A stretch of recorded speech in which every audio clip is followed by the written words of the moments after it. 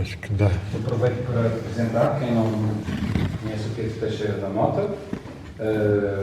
Muito poucas palavras daquilo que eu sei e do contacto que eu tive desde a minha infância. Alguns dos livros que estão aí que eu aprecio imenso, por exemplo,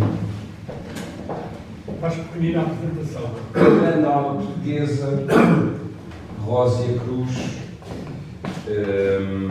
a Carta ao Conde Kaiserling e outros dois textos comentados por Pedro Teixeira da Mota.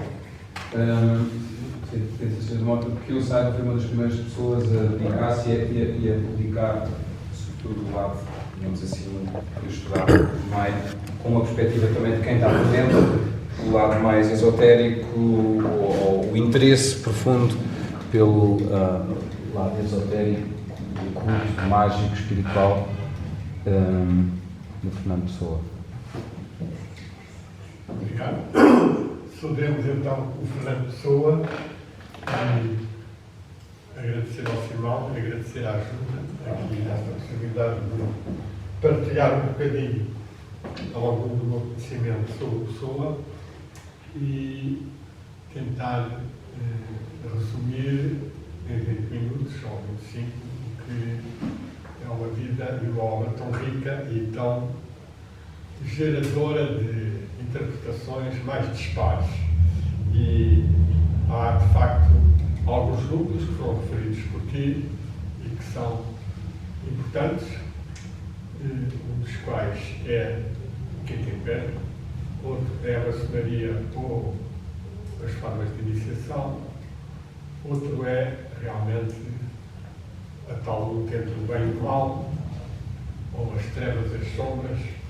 E todos esses aspectos estão presentes na mensagem, estão presentes em alguns dos textos que eu publiquei naqueles livros pela primeira vez, por exemplo, Profética Mágica e Espiritual, por exemplo, tem alguns poemas que eu também soube de cor, agora já não sei, mas que é uma contrapartida do poema do Infante Dom Fernando e que afirma, de facto, uma constante obra da pessoa, que é a sua abertura aos mundos espirituais, a sua crença nos anjos, nos espíritos, e que tem momentos de culminar em termos da tradição espiritual de Portugal. Um dos poemas mais importantes é o Quinto Império, segundo a Ariel Llanos, que morreu aqui há poucos anos e com quem eu trabalhei, que ainda me ajudou e outra vez na Biblioteca Nacional, que deu esse nome, se bem que aquilo não tivesse nome e começa como Vibra Clarim.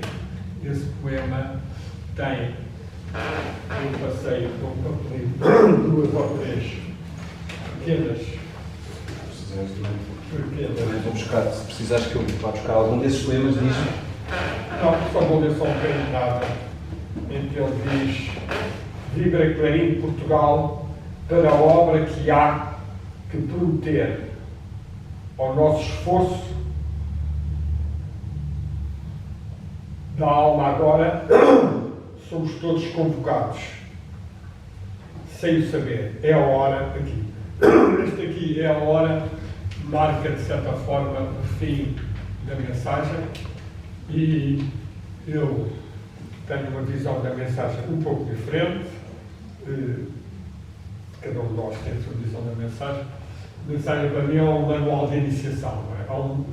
Pode ser, nunca foi trabalhado nesse sentido, mas realmente tem muitas práticas e partes que são rituais hierárquicos. O que é que eu afirmo com isto?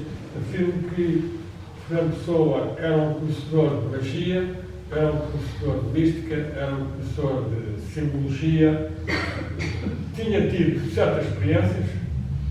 A carta à Tia Anica mostra que ele teve momentos de clarividência no princípio de saber, antes de começar a alquimizar e a perder um pouco essas capacidades. Não perdeu nunca a inteligência, nunca perdeu a sensibilidade, daí que haja depois uma certa frustração, uma certa tristeza e uma morte precoce. Morre com 47 anos, o que é pouquíssimo, não é? Para um gênio como ele, poderia ter vivido bastante mais e ter acabado muito mais obras. No fundo, a obra que sobreviveu é a mensagem É de facto uma obra da sua vida. Os seus primeiros textos são de 1913 e os últimos são de praticamente quase no fim da sua vida, de 34. E sofreu muitos tipos de influências e nós não sabemos sequer, é impossível, só uma pessoa que conseguisse meditar muito profundamente consegue perceber quais são as influências que estão por trás de cada poema, seja do que ele se dedica à Dona Teresa, que se torna, de facto, quase que a mãe de Portugal, não é? Depois a Dona Filipa de Castro é uma segunda mãe. Temos o aspecto da mãe dele, que também nos últimos meses da vida vem quase que obsessivamente à sua memória, porque ele tinha uma relação com a mãe forte e está a tocar, ouve tocar em uma música, o Suave Lima, que existe na internet, no YouTube, a tocar. Ele ouve isso e chora, lembrando-se também dele que tocava essa música em África do Sul. A África do Sul, que é fundamental também para o nacionalismo e o Quinto Império do Fernando Pessoa. Fernando Pessoa está desterrado no fundo daquilo e tem uma aspiração muito grande da pátria, do pai que desapareceu, no fundo, daí que ele depois tenha ido para figuras fortes e tenha elogiado e, no fundo, tenha feito esse culto dos heróis, que é uma forma de afirmação de um princípio de autoridade e de ligação entre a terra e o céu, que Fernando Pessoa, contudo, vai desenvolver com níveis muito mais profundos de espiritualidade interior, através dos seus conhecimentos, de grandes leituras, tinha uma boa biblioteca esotérica para aquela época, muito limitada, não é? Comparado com o que nós podemos ter, ou que eu conheço de algumas pessoas, como o embaixador Jorge Preto, que é uma das pessoas vivas com mais conhecimentos de espiritualidade, tem uma biblioteca fabulosa, tem publicado vários livros sobre a espiritualidade de Portugal, sobre o Brasão de Portugal, a Ordem de Malta, e que domina realmente autores que o Fernando Pessoa, na altura, ouviu falar, e nós ouvimos o Simão falar bastante aqui do Rodolfo Star. O Fernando Pessoa só leu um livro que está lá na biblioteca, que é A Serpente Verde do Goethe, na edição que está na fez. Depois conhece uma ou duas formas que lhe permitem dizer, a certa altura, quando está a falar da iniciação, no fundo, a iniciação tornou-se, ao Fernando Pessoa, o mais importante da sua vida, não há dúvida nenhuma. Esse aspecto culmina na própria mensagem, quando ele afirma é a hora e termina com Valdete Frates. Ele está a falar aos irmãos, às irmãs, aos seres que aspiram a outra luz que não esta luz mediana da dualidade, da identificação ao corpo, da identificação a um catolicismo ou de certo tipo de formas limitadoras. Esta iniciação está muito espalhada na mensagem. Quem souber meditar, e tem referências até no Dom João I, tem referências no Vasta Gama, tem referências no Mago, no Portugal ser, no fundo, uma energia de abismo que está contida, isto aparece mais do que uma vez, portanto, que é o querer, o poder querer. Eu podia pegar, por acaso, trouxe aqui uma versão que eu recomendo, se conseguirem encontrar. É uma edição facsimilada da mensagem, com os tais poemas que foram depois anulados e que tem, de facto, aqui transmissões iniciáticas. Tem é que saber ler e tem que se criar um ambiente próprio para as pessoas poderem sentir interiormente e poderem vir a ter algum tipo de experiência. A pessoa teve algumas, tem formas até de assinalar no próprio espólio momentos em que ele estava com algum tipo de ligação, mas isso até agora ninguém percebeu ainda, também não quis falar, porque de facto, como que estava com ligação aos mundos superiores. Mas como o Simão disse também, de facto, o que venceu mais no controle do Pessoa ou do domínio do Pessoa foram formas pouco abertas à espiritualidade. E isso e não vale a pena lutar às vezes contra esse tipo de coisas. Portanto, Dentro dos comentários modernos sobre Fernando Pessoa, é isso que estás a dizer, não é? Dentro da literatura sobre Fernando Pessoa, é isso que estás a dizer? Sim, quer dizer, é evidente que houve alguns intérpretes bons. Estou-me a lembrar do António Cirurgião, que é um autor, um homem que ainda está vivo, 90 e tal, se não me engano, que escreveu uma boa mensagem, Pessoa das Mensagens Físicas, é uma boa obra. O Rodolfo Link, que também tem uma boa apreciação ao poema da iniciação.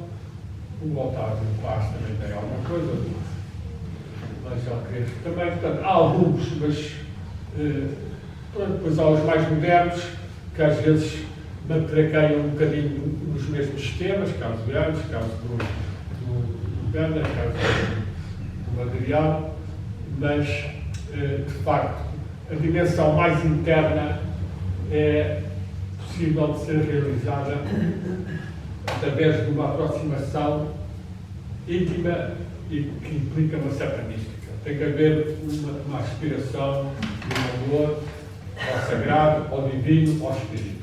E isso não é fácil as pessoas terem. E não têm experiências. Olha, para a pessoa ter alguns momentos e porque estava, no fundo, incumbido, como ele diz, quando ele transfere a coisa, o título da obra de Portugal para a mensagem, depois diz que a obra acabou por ser feita segundo o esquadro e a regra do grande arquiteto do universo. Portanto, foi um momento certo. Portanto, o Fernando Pessoa vai jogar muito com essa ideia de haver uma providência divina, mas sempre com dúvidas também. Pronto, lá está. Ele teve algumas intuições, teve algumas revelações, mas também teve muitos momentos em que não estava a ver, e eu lembro de um texto que eu vi pela primeira vez, que não tinha sido publicado, mas quando eu quis publicar, ele diz assim: estou a ler o ritual do grau 33, mas estou com uma grande bandeira, depois assim a escrever, quase com a letra. Assim, para além de outras coisas que realmente.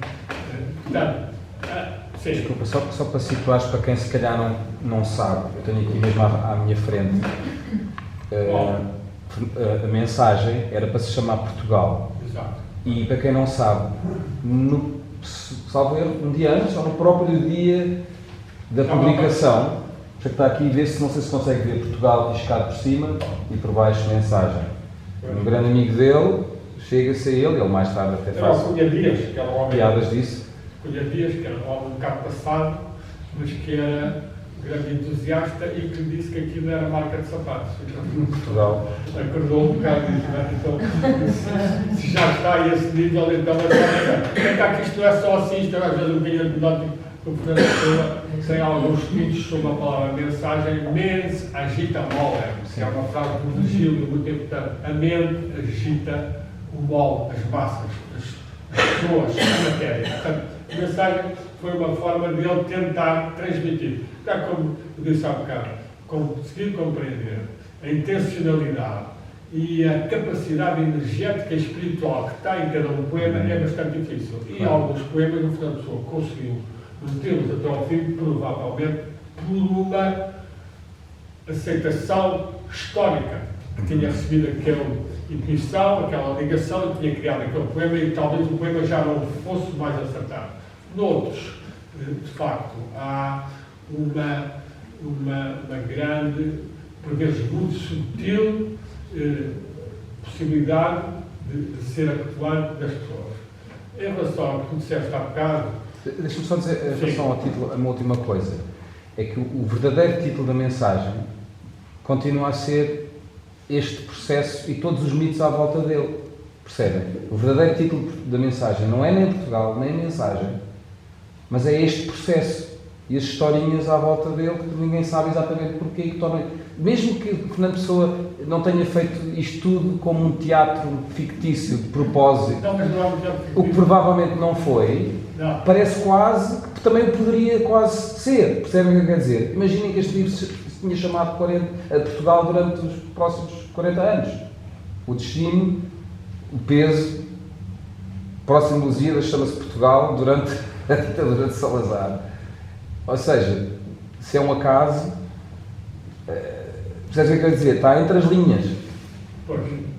Não, se ele tivesse decidido semanas antes, não tivesse dito a ninguém, não, está ali escrito, está ali rascunhado, mostra que ele está com um constante processo.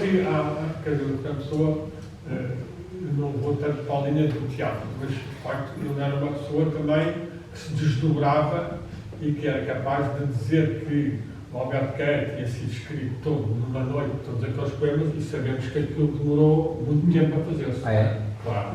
Ok. E portanto, não então, há... ele é um fingidor. Portanto, tinha a parte fingidor também, porque era um homem muito intelectual, tanto com uma capacidade de inteligência muito grande e com também a parte sensível. Mas, para bem como para mal, como aquela conspiração lá com o mago. Para bem como para mal, como naquele caso da conspiração com o mago, em que ele resolve ajudar a fazer aquele escândalo envolvendo a namorada do mago, do Aleister Crowley. Aquilo não foi escândalo nenhum, aquilo realmente foi. Pronto, e também há pouca claridade sobre essa zona da vida da pessoa e sobre esses episódios. O Aleister Crowley era um ocultista dos mais fortes e mais conhecedores da época, a pessoa corrigiu uma anotação do horóscopo dele próprio. O Crowley quis conhecer, veio cá e quando esteve cá houve uma certa transmissão de energias e iniciações. Esse é um dos aspectos mais misteriosos disto tudo. Eu também não quis meter, não polémico não, porque ninguém fala pouco sabe, quem falou um bocadinho, o publicou sobre isso foi o meio sobrinho dele, que era uma pessoa muito simpática, da marcenaria, que sabia, mas que não tinha muita experiência e não percebeu bem o que é que se tinha passado ali. Mas esse aspecto é muito importante. O rolo de alvo foi iniciado pelo Crowley, provavelmente com a pessoa a traduzir, e o Pessoa não sabemos se foi iniciado ou não. Quer dizer, pode saber qualquer coisa, mas não está escrito e não vale a pena especular-se. Mas esse Crowley simulou depois, ou pediu ao Fernando Pessoa, simular uma morte no Cabo da Roca, que ele tinha suicidado, para fugir na boca do inferno, para fugir um bocadinho a uma certa restrição que havia das agências de inteligência, como se diz hoje em dia, os serviços secretos antigos, agora são qualquer dia já é a inteligência artificial, é que é o grande serviço secreto que globalmente vai impedir que haja o Quinto Império, porque são eles que são o Quinto Império neste momento, esse é um dos grandes perigos, e portanto o Fernando Pessoa, graças a essa história, permitiu que o Crowley viajasse algum tempo afora e não andasse a conhecer, ainda que tivesse aparecido logo uma senhora espírita, uma médium, em Inglaterra, até que estava já a captar mensagens do Crowley que aparece lá no jornal Inglaterra, mas pronto. Mas quanto daquilo é que foi encenação, marketing, charlatanaria, brincadeira da parte de ambos e oportunismo da parte do Pessoa de querer se tornar tão conhecido? Porque o Crowley era e ainda é uma pessoa, digamos assim, polémica a vários níveis, sim, ao nível da integridade moral, espiritual, etc, mas me parece que o Fernando Pessoa quis apanhar a boleia dele para mostrar que em Portugal existe um místico ou um escritor que aqui não tem projeção internacional, mas graças a esse contacto tens a certeza que não? Não aproveitou nada, a Pessoa, de facto, pelo que eu li e percebi em certos papéis, não foram bem compreendidos, a Pessoa ficou admirado pelo grande conhecimento que tinha e pela força que ele tinha. Portanto, era um homem, o Crowley, basta ler as obras dele, o Crowley foi um homem que era um bom jogador de xadrez, era um bom alpinista, fazia exercícios, andou na Ceylon e na Índia a fazer exercícios de respiração e das sedas muito grande, dominava todas as magias, depois começou a entrar em ondas um bocado negras de sexo, de droga, de animais, de rituais, disto e daquilo, E agora, a pessoa, de alguns desses aspectos. Então, mas isso é grave, misturar isso com uma sociedade de Rosa Cruz e ter uma posição de responsabilidade é desacreditar e destruir imenso. E não sei se uma pessoa não teve condição disso, não ganhou consciência disso e não foi daquelas pessoas, como se vê em todos os casos, em que uma pessoa se queria envolver, ter projeção, saída. Não, a pessoa não tem jeito Não. de ter projeção. Mas ele queria se envolver com tudo e conhecer tudo pela própria experiência e depois decidir qual era a sua posição. É assim, parece um bocado a atitude em geral dele. Ele conhecendo, sim, foi uma pessoa de grande curiosidade e, portanto, e como não estava realmente limitado por conceitos de bem e de mal tão ferozes como as pessoas põem, aceitou o Aleister Crowley. Só que o que eu sabia do Aleister Crowley não seria tudo. Muita coisa que agora não se sabe, certos aspectos, não é? Como de outros gurus, o Osho, o Rajneesh ou outro, tiveram, e outros, não é? Portanto, tiveram certos aspectos um bocadinho já de egotripo, demasiado exagerado e violento sobre outras pessoas, que é pior. Agora, o Fernando Pessoa tem, e eu publiquei um daqueles livros, uma anotação em que o Fernando Pessoa escreve assim. Ele está a falar da magia branca e da magia negra, e diz assim: Black Magic, non-bending the knee, non-submission to God. Portanto, magia negra, não dobrar os joelhos, não aceitar Deus. Não submeter. Igual Crowley. Não está lá escrito. Ele sabe, esse aspecto ele sabe. É o Agora, Lúcifer, nós. Aspectos realmente de utilização de forças que são neutras, que são as energias psíquicas. Energias psíquicas, há magos do bem, há magos do mal, não é? Nós vemos como tudo se extrema. O que o Fernando Pessoa tinha um pouco mais forte nele é realmente uma grande aspiração ao bem de Portugal e a uma tradição que, quanto a mim, é mais que a Rosa Cruz é templária. Portanto, essa ligação que ele teve permitiu-lhe avançar no seu caminho, transmitir várias indicações que estão nos livros e que estão sobretudo em papéis, que as pessoas não sabem. Eu tenho, por exemplo, trouxe aqui, já agora. Mas Fernando Pessoa de Lares é o próprio templário, Como? Fernando Pessoa de Lares é o próprio templário. Sim. Há um verso que diz: sou mais do que uma pessoa, sou templário. Para ser templário tinha que ser isso iniciado. Já se disse, vai quase saber qual é que ele foi iniciado, nem como, nem porquê, nem por quem. Pois, nesse aspecto, realmente. Possivelmente pelos mestres ocultos, uma iniciação mais ou menos sem um mestre humano físico. Mas isso é especulação, mas é aquilo que parece deduzir um bocado da maneira como ele escreve. O Rudolf Steiner também nunca diz quem é o verdadeiro mestre dele e há muito poucas menções assim, que remetem para algo assim, mas o Fernando Pessoa tinha uma admiração gigante pelo Goethe, por exemplo. Gigante, muito grande. É fortíssimo. Há textos em que ele fala sobre isso.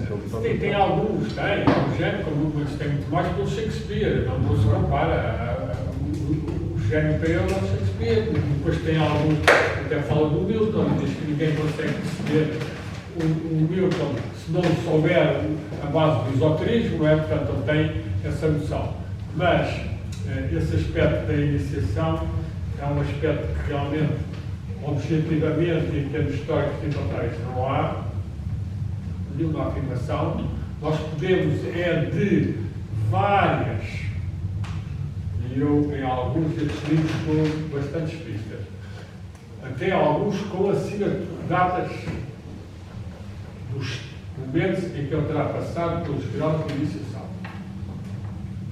E, portanto, podemos perceber que, provavelmente, a relação dele não é com uma instituição exterior e com o resto exterior, mas são estados interiores com ligações através do espiritual, através da vivência interior, e depois o aspecto do Kroll. Quando o Kroll está cá em Portugal, o que é que se passou? É outro aspecto também muito importante e que continua mistério, eu também não tenho nada a dizer. Mas vou só ler um bocadinho este texto de 3.9.34, vou quantos escolher.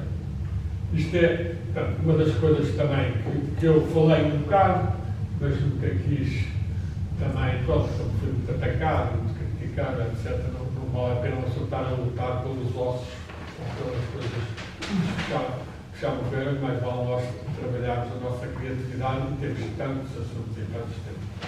Mas o Fernando Pessoa tentou, de certa forma, criar uma ordem espiritual que já tinha em jovem. Eu descobri lá um texto do Spolo, quando ele chega, ele já fala em criar uma ordem psíquica do tipo da maçonaria. Então, é este texto. Quando ele chega, já vem com esse sonho de fazer qualquer coisa. Depois foi desenvolvendo, e quanto a mim, a escolha do Quinto Império não foi sequer a melhor.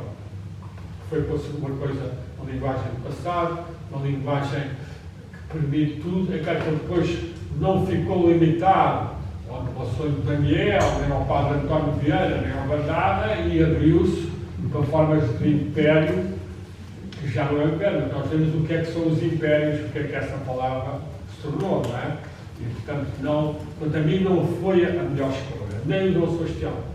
Como ele falou, o Simão, o Sebastião,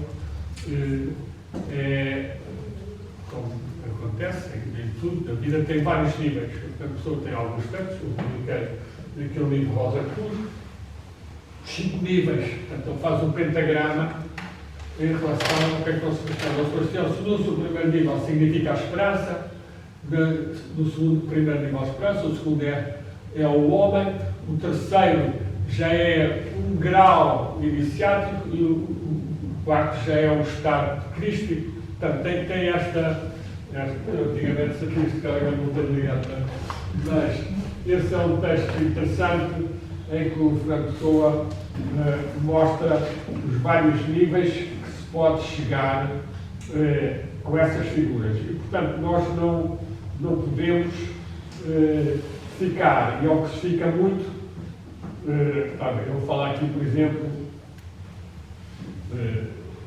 faz as pétalas da rosa. Portanto, eu também fiz muito essa ligação. Os 5 níveis de Dom Sebastião, as 5 pétalas da rosa, portanto, 5 pétalas da rosa significam os 5 sentidos, o espírito, a alma, o astral, a mente e o corpo. Depois, para ver se encontro aqui os 5 níveis do Dom Sebastião, mas é uma outra disso, a esperança, etc. Está aqui. Só para aqui esse. Pode até ser complicado para uma pessoa bem cara, não interessa. Mas, portanto, quanto a mim, não pagou o preço do tempo, não é? Pagou o preço do tempo, foi obrigado a cingir uma mitologia que tem limitações.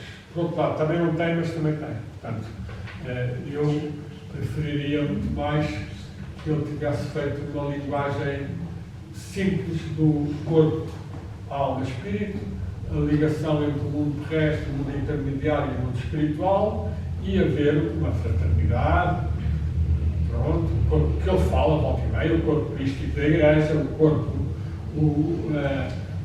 a comunhão dos santos, a tradição espiritual portuguesa. Eu coloquei aquele livro, A Grande Alma, coisa em que ele fala como há todas essas forças do passado dentro de nós e que estão a projetar-se para uma nova manifestação de uma qualidade espiritual em Portugal. Portanto, o Fernando Pessoa, quanto a mim, teve um bocadinho essas limitações. É claro, como ele deu depois nós fomos ver o que impede, eu até tive para publicar um livro